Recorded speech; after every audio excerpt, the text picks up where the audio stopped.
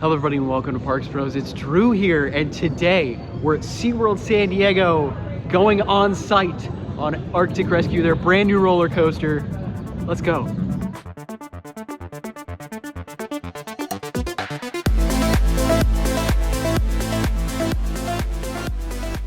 Oh my goodness, is that Carter from Jinx Everywhere? Oh my goodness, is that Drew from Parks Bros? We should turn our heads and show off our amazing logos real quick. Oh yeah.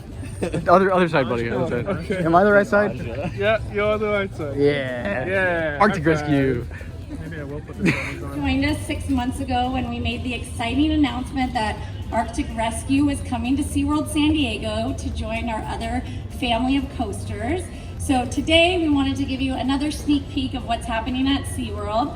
We have very exciting updates to show you. There was a lot of dirt last time, but you will see today we have been very busy. So to tell you more about Arctic Rescue, as well as some of the more exciting things that are also happening at SeaWorld right now, is Jim Lake, our park president of SeaWorld San Diego.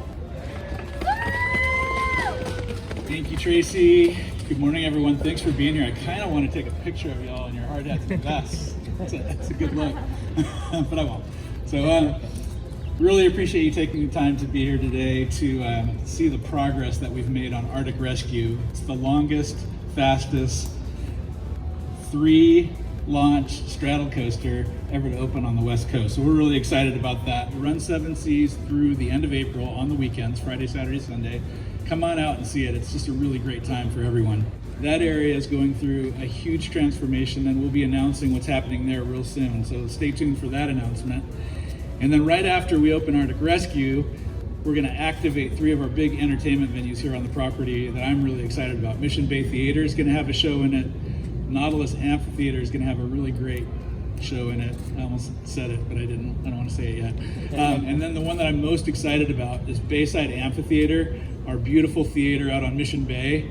We've got a great entertainment plan that's going to be happening there this summer that I can't wait to be able to tell you all about. It's our park's 6th roller coaster, and it's really designed to be family friendly. It's got a 48-inch height requirement. We're thrilled. I think it's a perfect fit for what we offer, and I'm really excited about it opening.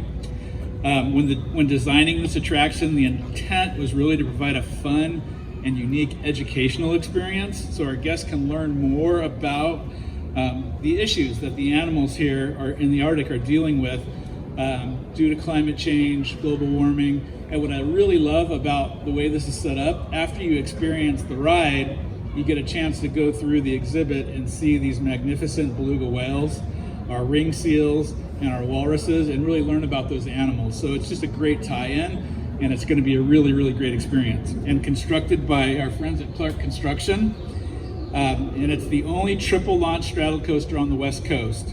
And we're thrilled to offer this unique ride experience here at SeaWorld San Diego. Over 15,000 cubic yards of dirt. So I think if you were here the last time, you saw the big dirt pile. That was a tremendous effort. They have added 2,900 cubic yards of concrete.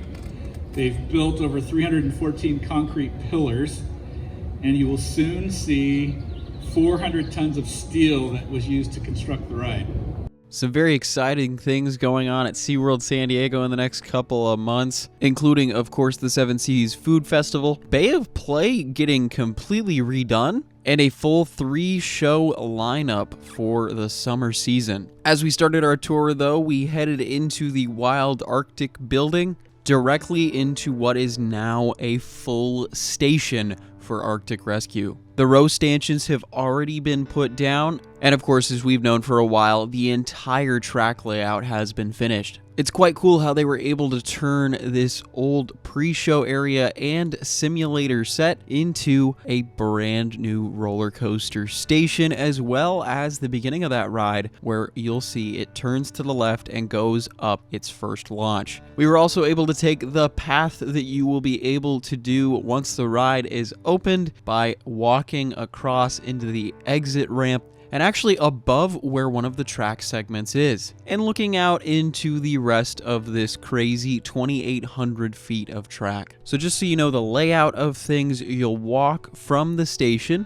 onto the coaster itself, and once you've finished your ride on Arctic Rescue, You'll hop off onto the left of the station and walk across this small bridge before being introduced to the entirety of the Wild Arctic exhibit. Most of the electrical has been finished up. All 11 miles of wiring is just getting its final checks, as even secondary control panels have been put in place at the station. Theming, as you can see, has not been put in place yet, as they're trying to make sure all of those electrical checks are done prior, but we were told theming will be definitely included in many areas throughout the ride, as it's of course directly connected to Wild Arctic, which already has a ton of stellar theming. So with that said, let's walk out to the rest of the layout, and the way we walked out, we were greeted directly with the storage track for the ride, which I think has a comically steep transfer. But this, when the trains are not in use, will be used to house the spare train. And speaking of which, these trains are going to be made up of 8 cars, each holding 16 riders, and there will be 2 separate trains. But as at this point, you can see some of the permanent fencing has not been quite put in yet, and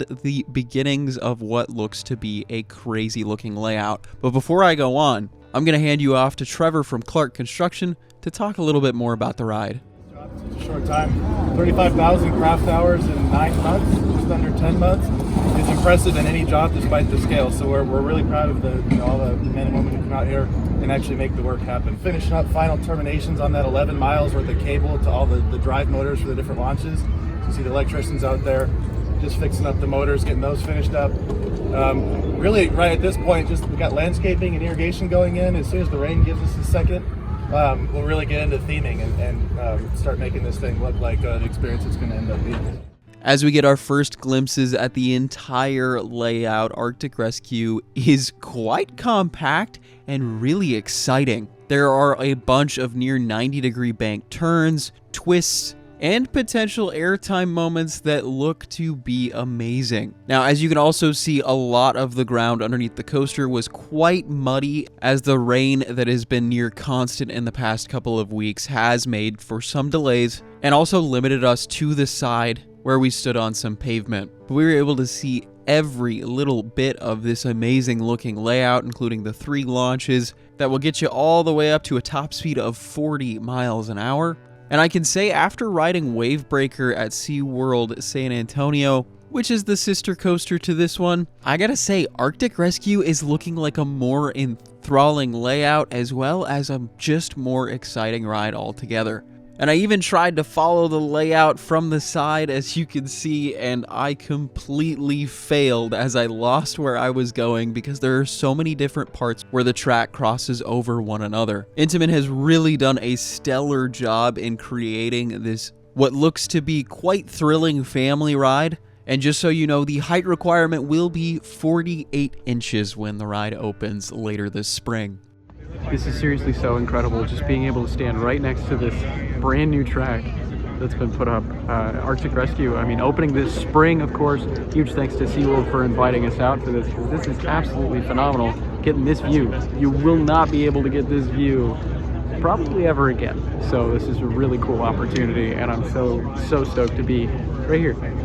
We were able to grab a second view looking down 2 of the launches, and I gotta say, this view made me even more excited to see a bunch of those twists and turns from a different angle, some of which are fairly similar to Manta across the park, and I can tell you that ride is non-stop fun. This view also gave us a better look at a lot of those concrete footings that are holding in the support structure, and it's kind of crazy to think that last time we saw this being built, 6 feet below all that mud and dirt that you see at the construction site, there is a complete slab of concrete connecting the entire ride together. While we were walking back towards where the station is going to be, we spotted a track gauge, so they're definitely double checking every little nook and cranny of the ride itself to make sure it's good to go for testing, especially since it's right around the corner.